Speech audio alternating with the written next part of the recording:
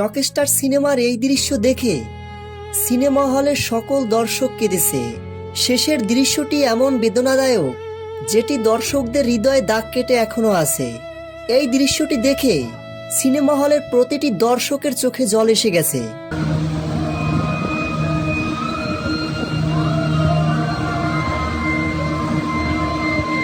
সাবিলা নূরের মৃত্যুতে শাকিব খান যেন ভেঙে পড়েছেন।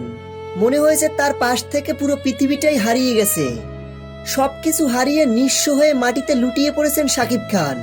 একটি ঝড় এসে মুহূর্তেই সবকিছু তছনছ করে দিয়েছে। এই দৃশ্যটি দেখে সত্যি সকল দর্শকদের হৃদয় টাচ করেছে। রকস্টার সিনেমাটি দেখে কোনোভাবেই মনে হয়নি এটি একটি সিনেমার কাল্পনিক গল্প। শাকিব খানের অসাধারণ অভিনয় মুগ্ধ করেছে সকল দর্শকদের। বিগত দিনে শাকিব খানের সকল সিনেমার রেকর্ড ব্রেক করবে। রকস্টার সিনেমার গল্প, শাকিব খানের লুক, এক্সপ্রেশন এবং ডায়লগ বলার ভঙ্গিমা সবকিছুই যেন দর্শকদের হৃদয় ছুঁয়ে গেছে।